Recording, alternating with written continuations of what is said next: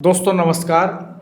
मैं हूं आपका दोस्त रविंद्र राणा और मेरे साथ हैं सीनियर जर्नलिस्ट राजेश शर्मा जी। राजेश भाई साहब आपका स्वागत है। Thank you sir, thank you.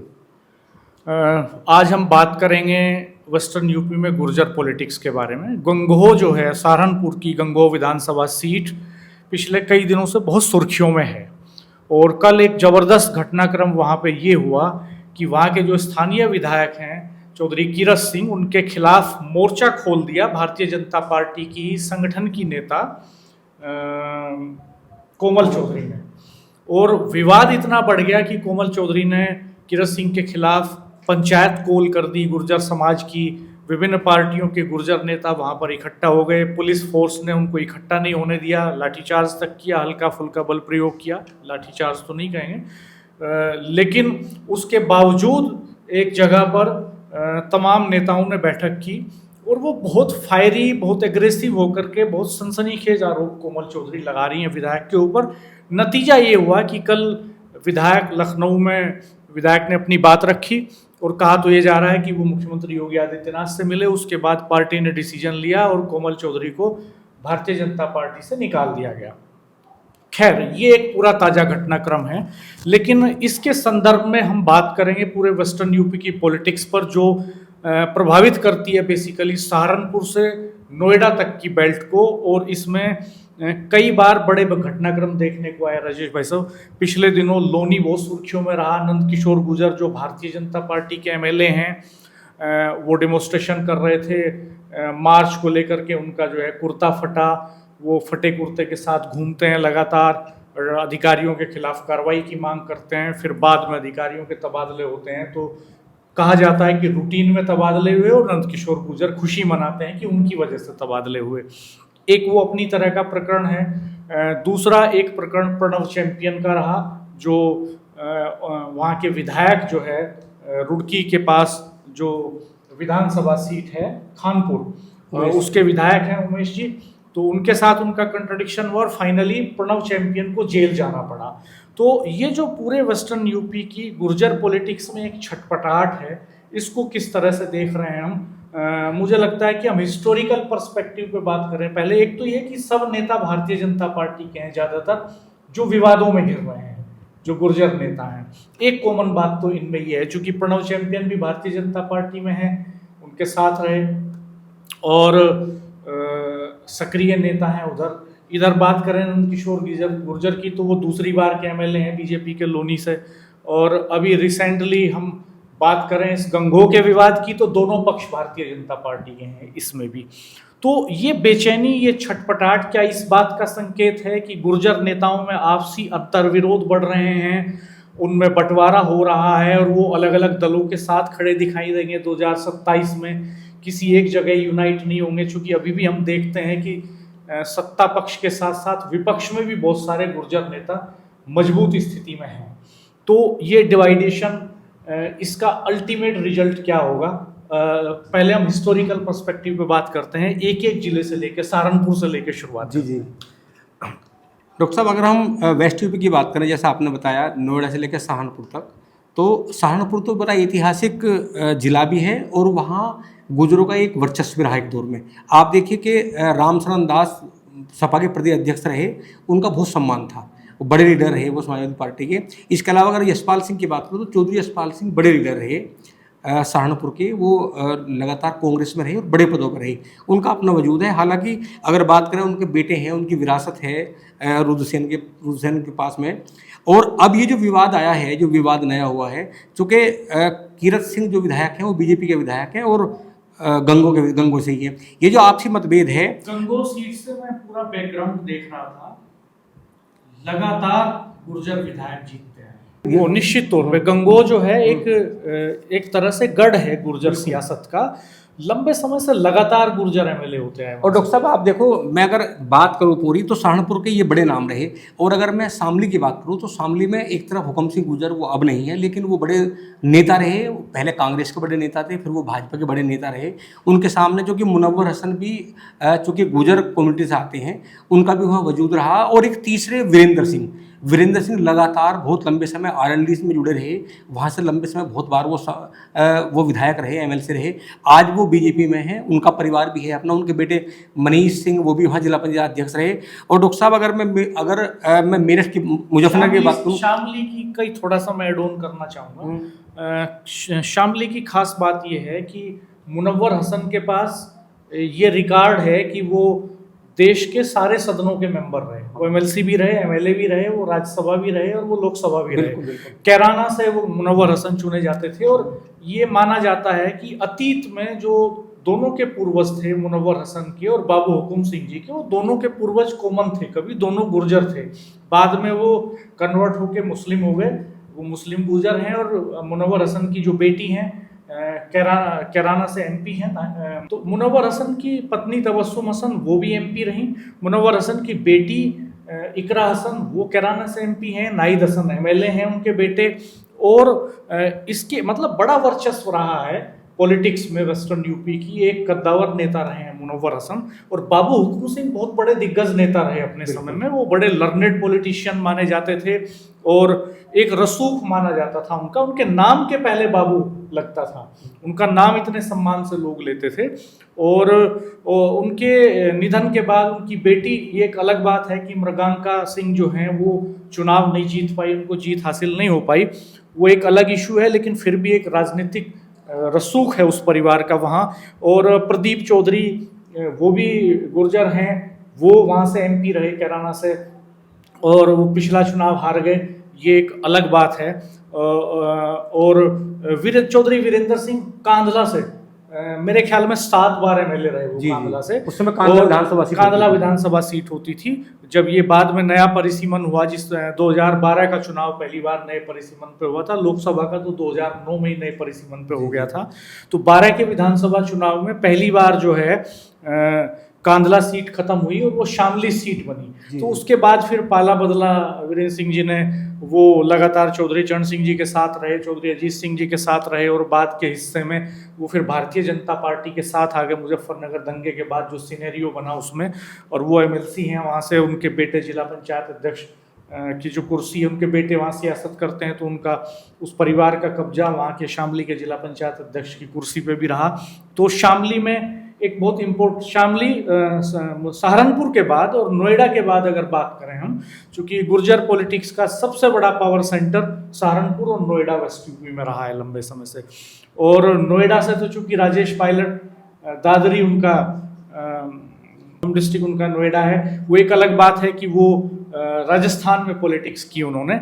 लेकिन राजेश पायलट बड़े नेता किसानों के, वो भी वेस्टर्न यूपी से ही निकले, राजस्थान की पॉलिटिक्स में नहीं, केवल वो उन्होंने पूरे देश की पॉलिटिक्स में एक बड़ा रोल प्ले किया और उनका एक बड़ा सम्मान आज भी है। अब वो इस दुनिया में नहीं है, एक एक्सीडेंट में उनका निधन हो गया। और फिर हम बढ़ते हैं फिर आगे की तरफ, दूसरे जिलों की तरफ। डॉक्टर साहब, जब शामली और मुजफ्फरनगर अलग हुए, क्योंकि मुजफ्फरनगर बहुत ज़्यादा गुर्जर राजनीति क्योंकि पहले थी जब एक थे, लेकिन अब खतौली की अगर बात करें तो मदन भैया भी बड़े कई बार विधायक रहे, वो खतौली से इस समय विधायक है आरएलडी से। मुजफ्फरनगर इसलिए इम्पोर्टेंट है कि चौधरी नारायण सिंह, बाबू नारायण सिंह जी वो डिप्टी सीएम रहे और मुजफ्फरनगर की मोरना सीट से ही जो है वो विधायक रहे। मोरना पहले सीट होती थी, अब वो मीरापुर हो गई। तो वो जब डिप्टी सीएम बने तो वो मुजफ्फरनगर की सीट से एमएलए थे। और उनके बेटे चंदन चौहान के जाने के बाद बड़े सम्मान से उस परिवार का नाम लिया जाता है। उनके ऊपर कोई ऐसा एलिगेशन नहीं है, कोई दाग नहीं है। आक्रामक राजनीति भी उन्होंने कभी नहीं की, बहुत सॉफ्ट नेता माने जाते थे। और उन्होंने बाबू नारायण सिंह जी के जो बेटे चंदन चौहान, संजय चौहान थे, संजय चौहान आरएलडी से 2009 में इलेक्ट हुए थे जब बीजेपी और आरएलडी का गठबंधन था। बिजनौर से एमपी बने थे, एमएलए भी रहे वो। उनके बेटे हैं चंदन चौहान, बाबू नारायण सिंह जी के पोते हैं, जो इस वक्त बिजनौर से एमपी हैं आरएलडी से, और इसके पहले वो एमएलए भी रहे। वहां से तो मुजफ्फरनगर भी इस मायने में छूता नहीं है कि इम्पोर्टेंट दखल रहा है राजनीति में वहाँ गुर्जर समाज का। और फिर हम अगर बिजनौर की तरफ बढ़ें, मेरठ की तरफ बाद में आएंगे, पड़ोस के जिले बिजनौर की बात करते हैं, तो बिजनौर से मलूक नागर एमपी रहे। बिल्कुल। और मलूक नागर के भाई लखीराम नागर वो प्रदेश सरकार में, बसपा की सरकार में मंत्री भी रहे हैं। वो मेरठ की किठौर विधानसभा सीट से विधायक रहे। और बिजनौर की अगर बात करें तो अशोक कटारिया भारतीय जनता पार्टी के बड़े नेता हैं, प्रदेश सरकार में परिवहन मंत्री रहे वो, और एमएलसी हैं इस वक्त। तो उनका एक अपना कद है भारतीय जनता पार्टी में, वो प्रदेश संगठन में भी महत्वपूर्ण जिम्मेदारियों पर रहे हैं। युवा मोर्चा के प्रदेश के अध्यक्ष रहे वो भारतीय जनता युवा मोर्चा के। और मेरठ में उन्होंने पॉलिटिक्स के एक लंबे समय तक वो एबीवीपी के कार्यकर्ता भी रहे, तो वो ग्रास रूट से वो संघ के कैडर के माने जाते हैं, बीजेपी के पॉलिटिशियन हैं।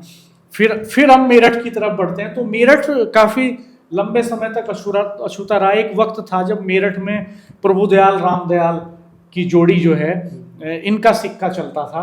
दोनों भाई विधायक रहे। हाँ, प्रभुदयाल वो क्योंकि धनपुरा के दोनों, वो तो ऐसा राजनीतिक परिवार था कि वो लाडले थे चौधरी साहब के, वो दोनों विधायक रहे।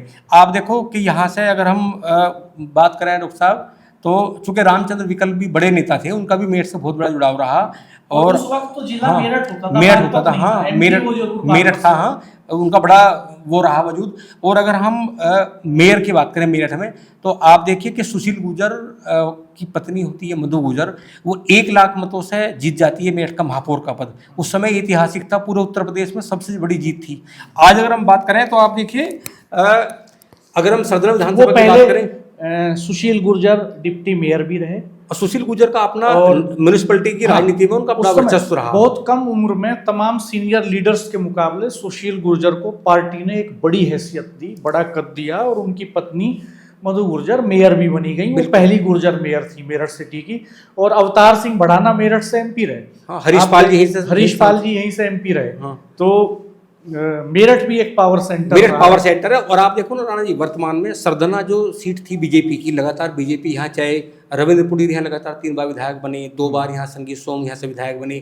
लेकिन 2022 का जब चुनाव होता है तो अतुल प्रधान 2 बार हारने के बाद तीसरी बार जीतने में सफल हो जाते हैं। निश्चित तौर पर जब आप दक्षिण की बात करते हो, जो शहर और देहात की मिक्स सीट है, तो डॉक्टर सोमेंद्र तोमर जो छात्र संघ के अध्यक्ष पे रहे और भाजपा के तमाम युवा मोर्चा के अच्छे पदों पर रहे, वो महामंत्री भी रहे, और वो चुनाव लड़ते हैं। उससे पहले रविंद्र भड़ाना इस सीट से जब पहली बार सीट बनी 2012 में, जब परिसीमन हुआ, तो मेयर दक्षिण सबसे पहले रविंद्र भड़ाना जो भाजपा के जिलाध्यक्ष होते थे उससे पहले, वो वहाँ विधायक बने। उसके बाद में उस सीट पर लगातार 2 बार डॉक्टर सोमेंद्र तोमर वहाँ से विधायक बने। अब वर्तमान में ऊर्जा राज्य मंत्री भी हैं।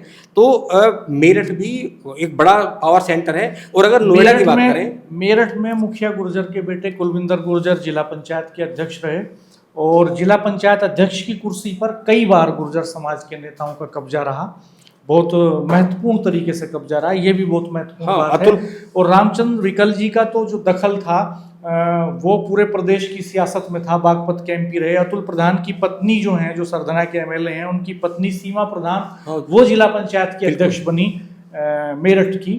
तो मेरठ में भी एक पॉलिटिक्स में एक इम्पोर्टेंट रोल गुर्जर समाज और नए नेताओं में तो खास तौर पर अतुल प्रधान और सोमेन तोमर ने बहुत तेजी से राइज किया और जगह भी बनाई।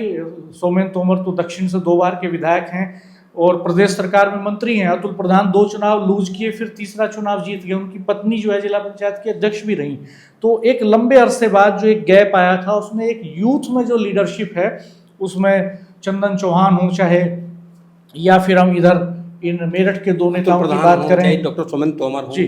और डॉक्टर साहब आप देखो कि मुखिया गुर्जर, चूंकि वेस्ट यूपी में मुखिया गुर्जर वो अलग बात है कि कभी वो विधायक नहीं बने, सांसद नहीं बने, लेकिन इस समाज में उनका अपना वजूद है और अपने बेटे को जिला पंचायत सदस्य बनवा देते हैं और फिर उसके बाद में जिला पंचायत अध्यक्ष बनवा देते हैं। और चूंकि और अगर आप गाजियाबाद की बात करो तो नंद किशोर गुर्जर चूंकि बड़ा विवाद भी रहा, हालांकि वो बीजेपी में है, बीजेपी के लोनी के विधायक हैं 2 बार। और लोनी बहुत महत्वपूर्ण सीट है क्योंकि लोनी पहले कभी गढ़ हुआ करती थी दूसरे और दलों की, लेकिन लगातार संघर्ष करे, विवाद भी हुआ इनका, चाहे वो वर्चस्व की लड़ाई हुई, चाहे वो आपसी कमिश्नर या विधायक का तनाव रहा, लेकिन वजूद वहाँ है। अगर आप नोएडा की बात करो तो सुरेंद्र नागर अपना एक वजूद वाले, नोएडा सबसे बड़ा पावर सेंटर रहा गुर्जर पॉलिटिक्स का, क्योंकि राजेश पायलट दादरी से आते थे, बिल्कुल, और फिर सुरेंद्र नागर वहीं से, नरेंद्र भाटी बड़ा नाम रहा राजनीति में। तो डॉक्टर साहब वेस्ट यूपी में ये जो सहारनपुर से लेकर नोएडा तक ये जो ग्रीन जो ग्रीन गलियारा है, यहाँ जो गुर्जर राजनीति है वो लगातार मजबूत रही। लेकिन अब पिछले अगर कुछ दिनों की बात करें, कुछ सालों की बात करें, तो ये जो राजनीति है, जो कुलाचे मार रही है गुर्जर राजनीति, इसमें बहुत ज़्यादा आपसी तनाव, किसी और से नहीं, ये आपसी विवाद ये हो रहा है। प्रणव चैंपियन बीजेपी के बड़े लीडर हैं उत्तरांचल के, और वो अक्सर जिस तरह उनके बयानबाजी होती है, तो वो जिस तरह तमाम मुख्यमंत्री से बात करते थे, लेकिन इस बार वो बच्चा खा गए, क्योंकि वो फायरिंग के मामले में, अगर फायरिंग ना करते तो ना होता। एक जो मौजूदा विधायक हैं, उनके कार्यालय में फायरिंग करने के बाद में गिरफ्तार हुए, जेल गए, जेल से वापस लौट आए। और इस समय चूँकि सहारनपुर और ये मिलावा क्षेत्र है, रुकिएगा वो अलग बात है कि उत्तरांचल में है, लेकिन वो क्षेत्र बहुत हॉट है। और पिछले अगर हम 7 दिन की बात करें, तो पिछले 7 दिन में जो गंगों में हो रहा है, जो सहारनपुर में हो रहा है, वो पूरे उत्तर प्रदेश में इस समय हॉट है, और सबकी नज़र यहाँ टिकी हुई भी है। नहीं, केवल यही नहीं टिकी हुई राजेश भाई साहब, लोगों की निगाह इस बात पे भी है कि क्या जो गंगोह के विधायक है कीरत सिंह, इस डिस्प्यूट के बाद, जैसा कि कोमल चौधरी कह रही हैं, कोमल चौधरी भी गुर्जर समाज से हैं, वो ये कह रही हैं कि उनके पास इस तरह के एविडेंसेज हैं, और बहुत सनसनीखेज आरोप उन्होंने लगाए हैं विधायक के ऊपर। हम यहाँ उनका जिक्र करना नहीं चाहेंगे क्योंकि वो मर्यादा के बाहर हैं। बहुत गंभीर तरह के एलिगेशंस उन्होंने लगाए, और ये भी कहा कि उनके पास एविडेंस हैं, तो अगर वो एविडेंस दे देती हैं तो क्या वो अपना टिकट बचा पाएंगे? क्या एविडेंस दे पाएंगी कोमल चौधरी? क्या रियल में उनके पास एविडेंसेस हैं? और अगर रियल में एविडेंसेस हैं तो वो दे क्यों नहीं रही हैं? और अगर नहीं है तो क्या ये सिर्फ शिगुफा है? इस पूरे इन दागों से बाहर निकल आएंगे कीरत सिंह और रिपीट करा ले जाएंगे अपना टिकट? तो एक सवाल तो बड़ा ये है। दूसरा सवाल ये है कि नंद किशोर गुर्जर के साथ जिस तरह कि घटनाक्रम हुए, और वो लगातार 2 बार से एमएलए हैं, तो देखने वाली बात ये भी होगी कि क्या नंद किशोर गुर्जर अपना टिकट वहाँ पर बचा पाएंगे इस बार? फिर तीसरी बार उनको बीजेपी कैंडिडेट बनाएगी, चूंकि ये माना जाता है कि जो बीजेपी की टॉप लीडरशिप है, और खासतौर पे दिल्ली और यूपी का जो झगड़ा है, उसमें नंद किशोर कहीं ना कहीं किसी एक धड़े का टूल बन गए। कई लोगों ने ये बात कही, मुखिया गुर्जर ने भी हमारे साथ इंटरव्यू में इस तरह की बात कही, सोसाइटी में भी लोग इस तरह की बात करते हैं। तो हम नहीं जानते कि इसमें कितना सच है, लेकिन ये फैक्ट्स हैं। तो ये फैक्ट्स जब हवा में तैरते हैं तो ये टॉप लीडरशिप तक जाते हैं। ये जब कंपनियों से सर्वे कराए जाते हैं राजनीतिक दलों के द्वारा, तो वो उन सर्वे में भी कहीं ना कहीं आते हैं। तो ये कंट्राडिक्शंस हैं, ये एलिगेशंस हैं। कई गुर्जर समाज के बड़े नेताओं ने उनके खिलाफ मोर्चा खोला, लगाए, जो वास्तव में गंभीर हैं। तो क्या इन सब से बाहर निकल आएंगे वो, फिर टिकट दोबारा से उनको मिल जाएगा? तो ये बड़ा सवाल है। क्या प्रणव चैंपियन जेल जाने के बाद, और जो अब स्थिति उनकी पॉलिटिक्स में बन रही है, क्या फिर से उनका पुराना सिक्का, पुराना वजूद कायम हो पाएगा? इस तरह के कई बड़े सवाल इस समय, या जैसे अशोक कटारिया परिवहन मंत्री रहे, हालांकि वो उस समय ये बताया जाता था कि हेल्थ इश्यूज की वजह से खुद उन्होंने विड्रॉ किया, वो बहुत मूवमेंट की सिचुएशन में नहीं थे। तो क्या वो मंत्रिमंडल में दोबारा शामिल हो पाएंगे? क्या ये गुर्जर नेताओं ने जो एक प्रभाव इस पूरे वेस्टर्न यूपी के क्षेत्र में पैदा किया है, इसको वो सस्टेन कर पाएंगे? ये कंटिन्यू हो पाएगा 2027 में, या इनमें से बहुत सारे लोग अपने टिकट गंवा देंगे आपसी झगड़े में, या इनमें से बहुत सारे लोग आपसी झगड़ों में चुनाव हार जाएंगे? और ये जो वर्चस्व है, क्योंकि इस समय एक वक्त था पूरे वेस्टर्न यूपी की बेल्ट में अलग अलग कास्ट पॉलिटिक्स का राइज हुआ। एक वक्त में मुस्लिम पॉलिटिक्स बहुत यहाँ पर एकदम से कहिए कि एकदम अर्श पे थी, और पिछले मुजफ्फरनगर के दंगे के बाद हमने देखा कि मुस्लिम नेताओं को जीतना मुश्किल हो गया, पार्टियां टिकट देने से डरने लगी, चुनिंदा लोगों को कैंडिडेट बनाया गया, और उनमें भी बनाया गया तो बहुतों को जीत नसीब नहीं हुई, अधिकांश हारते चले गए। एक वक्त था कि जाट पॉलिटिशियंस, जब बीएसपी की गवर्नमेंट थी, तो उस समय ये कहा जाता है कि बहुत सारी सीटों से जाट कैंडिडेट्स को खुद मायावती ने उतारा, आरएलडी से कई कैंडिडेट्स थे, बीजेपी से थे, सारे दलों से थे, तो उनका रिप्रेजेंटेशन बहुत ज़्यादा था। लेकिन इस समय गुर्जर पॉलिटिक्स का जो रिप्रेजेंटेशन है वो बहुत ज़बरदस्त है, और वो बहुत ज़बरदस्त तरीके से उन्होंने यूनाइट भी किया है। वो सारे इश्यूज़ पे, सारे फ्रंट्स पे मुखर दिखाई देते हैं, यूनाइट दिखाई देते हैं, और राजनीतिक दलों में वो अपनी इस ताकत को कैश भी कर रहे हैं। लेकिन बड़ा सवाल ये है कि क्या 2027 में ये ताकत बनी रहेगी, या जो आपसी झगड़े हैं उनके, इसमें ये कहीं खो जाएगी? तो सब एक जैसे जो भाजपा नेत्री है कोमल चौधरी, जो उसका लगातार हम देख रहे हैं कि वो जो आरोप लगाए हैं, वो कहते हैं उनके पास कुछ दस्तावेज हैं। तो सियासत में धमकाने का बड़ा रोल होता है, डराने का बड़ा रोल होता है। कल पंचायत हुई, पंचायत के बाद में वो सस्पेंड भी हो गई भाजपा से। तो कल भी उन्होंने ये आरोप लगाया था और आज भी उन्होंने ये आरोप लगाया। अगर दस्तावेज उनके पास वास्तव में थे जैसा आरोप लगाया, तो हमें लगता है कि अब तक अगर उन पर दस्तावेज होते तो वो अब तक सार्वजनिक कर देती। हमें है नहीं, वो अभी डराने की बात है। और जहाँ तक डॉक्टर साहब ये विवाद की बात है गुर्जर पॉलिटिक्स की, तो आप देखो कि तमाम लोग बीजेपी से जुड़े हुए हैं, तमाम लोग बीजेपी के विधायक हैं। विधायक प्रणव चैंपियन नहीं थे पर वो पूर्व विधायक हैं तमाम लोग बीजेपी के। कल हम लोग सुन रहे थे कुछ सोशल मीडिया पे, सहारनपुर से एक आवाज़ आई कि जो सपा के लोग हैं वो बीजेपी को रास नहीं आ रहे, वो फूट डाल रहे हैं। उसमें मुखिया गुर्जर पे भी आरोप लगा, सरदाना के विधायक अतुल प्रधान पे भी आरोप लगा। तो आप देखिए अगर वास्तव में सपा इतनी प्रभावशाली है, उसमें रुद्रसेन पर आरोप लगा जो चौधरी यशपाल सिंह के बेटे हैं, तो उसमें ये माना जा रहा है कि क्या जो अगर सपा पे आरोप है तो क्या सपा इतनी प्रभावशाली है कि वो तमाम जो बीजेपी का नेटवर्क है उसे तोड़ने का प्रयास कर रही है। लेकिन फिलहाल जिस तरह की राजनीति है और जिस तरह का लगातार आरोप, तमाम गुर्जर नेता आमने सामने हैं अपने, उनके जो बहुत सारे इशू है, कहीं ना कहीं अहम का मामला है, कहीं दूसरे इशू है। हमें लगता है कि अगर ये मामला नहीं सुधरा, डॉक्टर साहब एक ही कहा जाता है कि जब कोई आदमी महत्वाकांक्षी होता है, महत्वाकांक्षी होना ठीक है, जब व्यक्ति महत्वाकांक्षी होता है तो वो छटपटाता है बहुत कुछ हासिल करने के लिए। लेकिन जब सोसाइटी महत्वाकांक्षी होती है, अब आप बताइए कि तमाम विधायक हैं, चाहे नोएडा के विधायक हों, चाहे मेरठ के हों, गाजियाबाद के हों, चाहे सहारनपुर के हों, अब ये लगता है गुर्जर जो लीडरशिप है, गुर्जर की जो नई जो यूथ की लीडरशिप है, उसे लगता है कि यार ये तो सब स्थिर हैं, सब लोग विधायक हो गए, तो उन्हें जगह कहाँ मिलेगी। तो वो कहीं कोई बसपा को ढूंढ रहा है, कोई सपा को ढूंढ रहा है, और तमाम दलों में इस समय बसपा का जो यूथ है वो हैं। और हमें लगता है कि अपने आप को स्थापित करने के लिए ये जो पूरा इस समय जो पूरी बेचैनी है गुर्जर राजनीति में, ये 2027 में अगर इसमें, क्योंकि हमें लग रहा है कि डिसीजन तो नहीं हो पाएगा, इसलिए नहीं हो पाएगा क्योंकि जो लीडरशिप खड़ी हुई है यूथ की, यूथ रुकने वाला नहीं है, यूथ रास्ते तलाश रहा है। उसे रास्ता बीजेपी से नहीं मिलेगा तो सपा मिलेगा, सपा से नहीं मिलेगा तो बसपा से मिलेगा, बसपा से मिलेगा तो कांग्रेस से मिलेगा। लेकिन वो अपने रास्ते तलाश रहा है, और जब रास्ते तलाशता है अपना टारगेट पाने के लिए, तो फिर दूसरे का सिंहासन हिलाना पड़ता है। ऐसा लग रहा है गुर्जर राजनीति में इस समय। हो सकता है कि कोमल चौधरी किसी सही टाइमिंग के इंतजार में हो और तब वो सबूत पेश कर दें और विधायक के लिए मुश्किलें खड़ी हो जाएं। लेकिन फिलहाल हम सब भी इस पर निगाह बनाए रखे हुए हैं। आप भी कमेंट बॉक्स में बताइएगा कि वेस्टर्न यूपी की जो गुर्जर पॉलिटिक्स है वो किस दिशा में जा रही है। क्या इंटरनल कॉन्ट्रडिक्शंस अब सतह पर हो रहे हैं? ये कहा जाता है कि जब कोई ग्रुप्स ताकत में होते हैं तो उनके बीच में कंट्राडिक्शंस मैक्सिमम होते हैं, लेकिन जब वो कमज़ोर स्थिति में होते हैं तो ज़्यादा यूनाइट होते हैं। तो इस समय वेस्टर्न यूपी की पॉलिटिक्स में गुर्जर नेताओं का एक अच्छा खासा दखल है। ये दखल 27 तक बना रहता है कि नहीं बना रहता है, या ये बिखर जाएगा, ये हम आने वाले वक्त में देखेंगे। हमारे चैनल को देखते रहिएगा, सब्सक्राइब कीजिएगा, बेल आइकन प्रेस कर दीजिएगा, नोटिफिकेशन ऑल कर दीजिएगा। अगर आप टेक्स्ट फॉर्मेट में इस खबर को पढ़ना चाहते हैं तो आप हमारी वेबसाइट politicalaड्डा.com पर जाइएगा, गूगल पर लिख करके, वहाँ आपको टेक्स्ट फॉर्मेट में पूरी डिटेल्स मिलेंगी। धन्यवाद, नमस्कार।